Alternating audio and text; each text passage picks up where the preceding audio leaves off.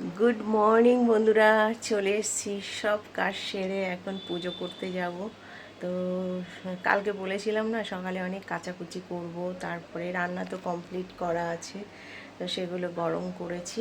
গরম করে হচ্ছে ঘর টর মুছে সব কমপ্লিট করে এখন পুজো দেব। তো ফুল তুলে নিয়ে আসি, চলো দেখি আজকে কতটা ফুল ফুটেছে আর কত কেচেছি শুধু দেখো, চলো। কাজের কোনো শেষ নেই বলো। এই যে চান করে বেরাচ্ছি, তাও দুটো কাঁচা নিয়ে বেরাচ্ছি। দেখো, রাত্রে বলেছিলাম না কত কাচবো, সকালে উঠেই কাঁচা কমপ্লিট করলাম, ঘর দুয়ার সব পরিষ্কার করলাম, মোছামুছি করলাম। এখন স্নান করে এসছি পুজো দেবো বলে ফুল তুলতে। তো দেখছি এই যে ফুল তুলে রেখে গেছে দাদা। চলো এখন পুজো দিই, পাটা ধুয়ে নিই, গরম হয়ে গেছে জল। বন্ধুরা, অবশেষে পুজো পাঠ করে এক কাপ চা নিয়ে বসলাম।